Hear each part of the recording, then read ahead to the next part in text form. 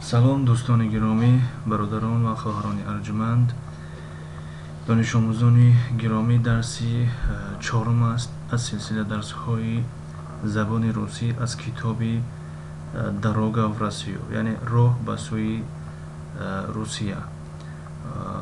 ин китоб аз се муҷаллад, се ҷилд иборат аст. яъне мо дар ҷилди элементарни уровень, яъне сатҳи ибтидоӣ қарор дорем. Элементарни уровень.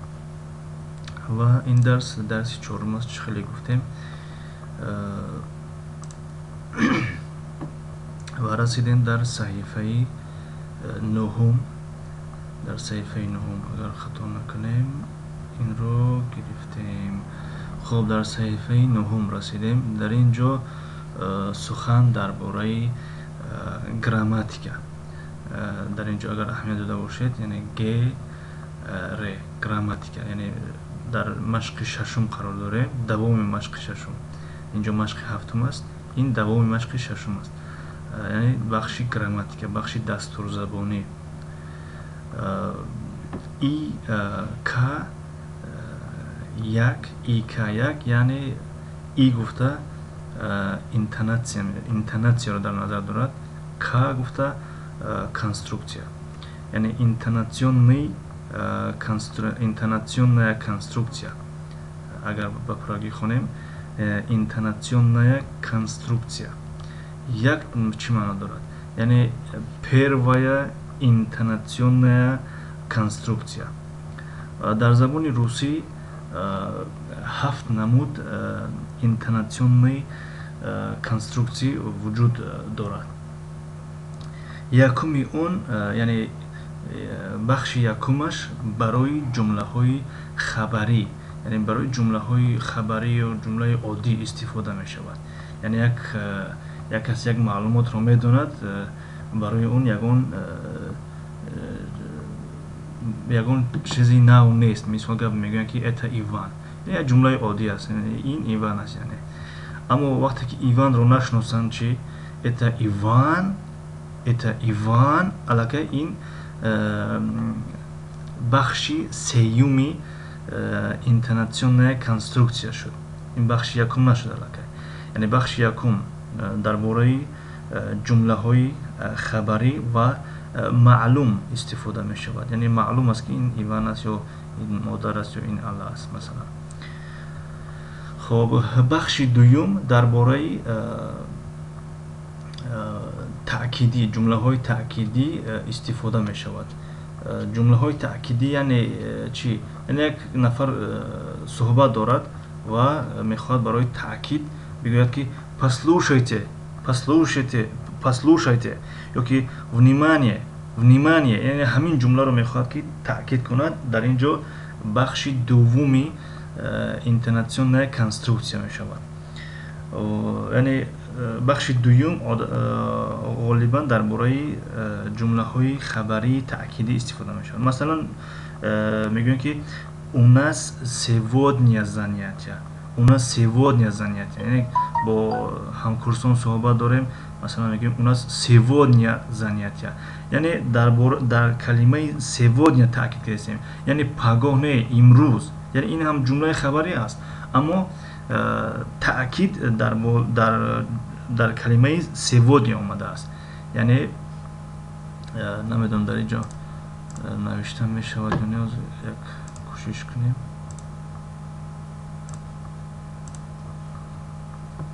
маъзарат дӯстон, як лаҳза.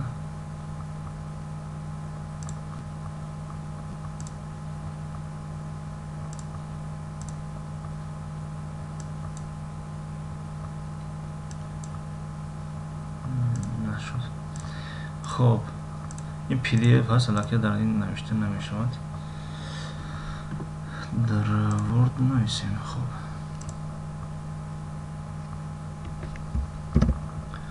у нас сегодня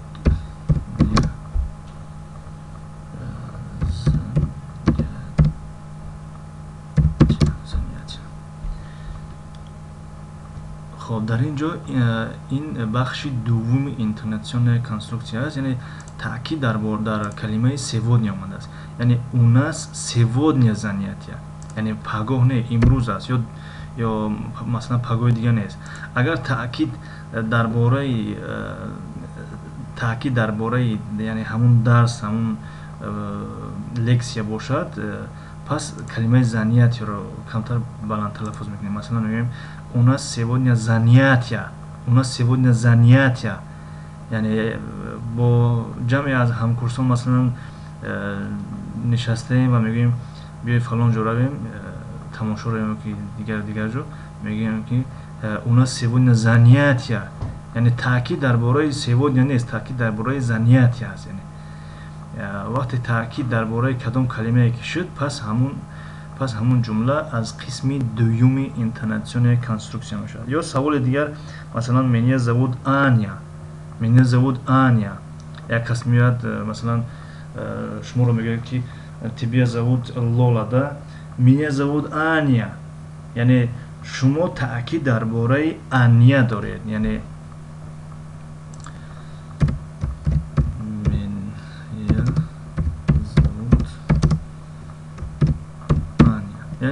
таъкиди калима дарбораи Аня аст, дарбораи меня нест, яъне меня зовут нест, а дарбораи Аня аст. Яъне меня зовут Аня, яъне меня зовут Аня маънои чӣ дорад? Яъне ман Лола нестам, ман Манижа нестам, ман масалан Андрей нестам, ман Аня ҳастам. Яъне таъкид дар калимаи Аня омадааст.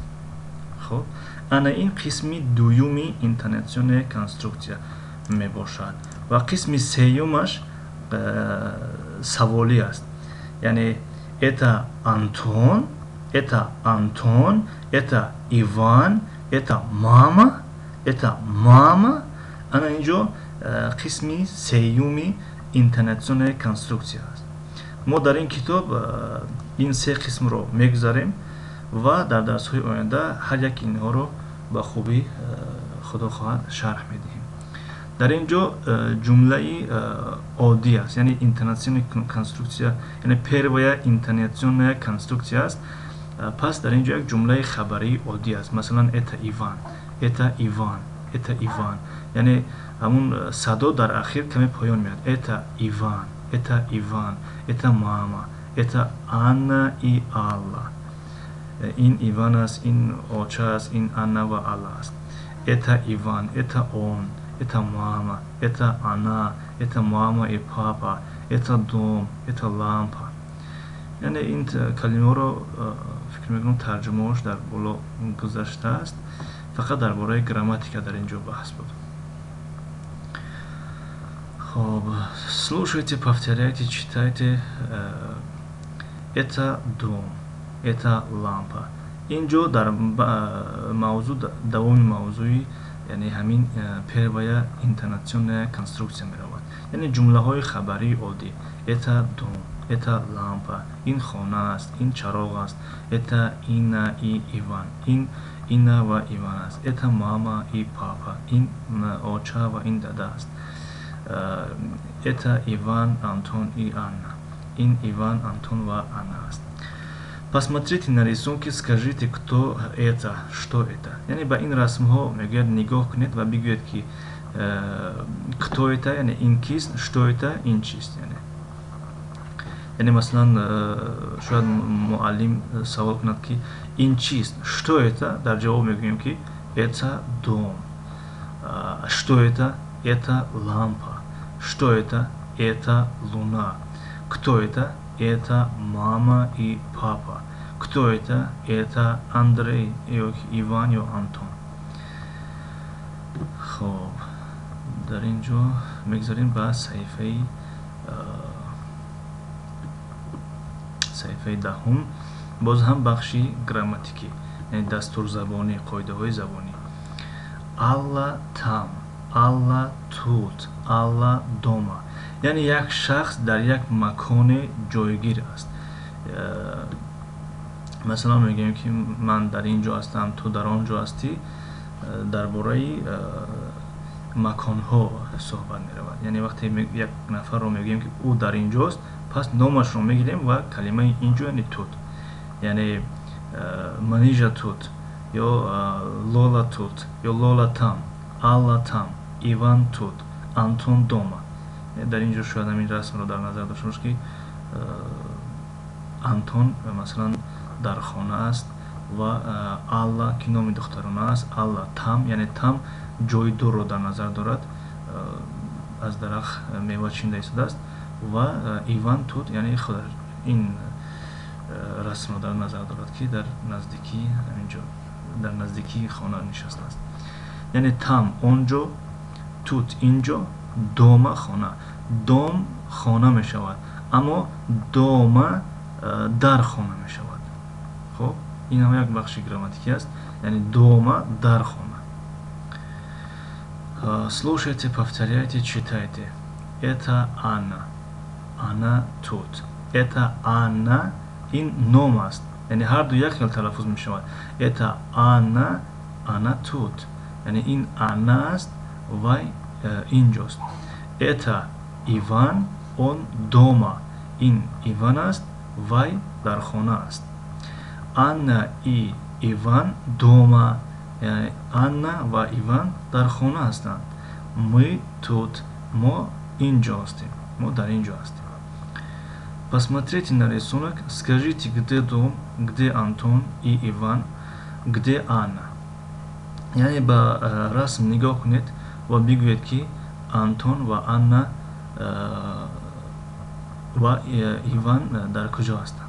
اینجا درباره بخش سیومی اینترناسیون کنسترکسیا صحبت می رود. با همون خاطر بسیاری از جمله ها سوالی هستند. خب это آنتون это آنتون با این رسم اگر دقت کنید با این خدشه ها یعنی جمله به طرز عادی می آید و آخرش کمی صدا بالا می رود. یعنی это آنتون это آنتون یعنی سوال کرده استیم это آنتون یعنی جمله سوالی در آنتون است. یعنی да это آنتون وقتی در آنتون کی باشد پس ما با آنتون جواب میدیم. это да это آنتون да это он یعنی با دو شکل جواب داده می شود.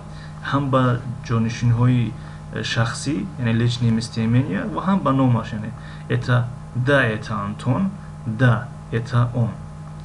خب درباره اینترناسیون کنسترکسیا بخش سیوم یعنی это آنتون это آنا это آنا это آنا یعنی در اینجا وقتی اودارینی در هجای یکم است پس همون هجای یکم رو میکشیم.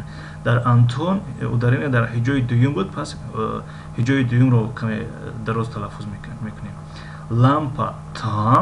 لامپا تام یعنی چراغ در اونجاست چراغ در اونجاست یعنی سوال کرده ایستاده. خب это آنا یعنی این آنا است. да это آنا да это آنا да это آنا да это آنا یعنی فرقیت این دو جمله رو اهمیت دهید. یعنی آنا اودارینی در آ است به همون خاطر یعنی رقم یک در آ آورده است. یعنی آنا اودارینی در هجای دوم است یعنی آنا در هجای دوم است پس در اینجا رقم یک رو در آ آورده است. یعنی да это آنا да это она. Она дома این جمله بخش سیومی اینترناسیون کنسترکسیا است. یعنی اینترناسیون کنسترکسیا با زبان تاجیکی ترکیبی آهنگی می شود. یعنی ترکیبی آهنگی یعنی چخیل آهنگی همون جمله رو چخیل تلفظ کنیم.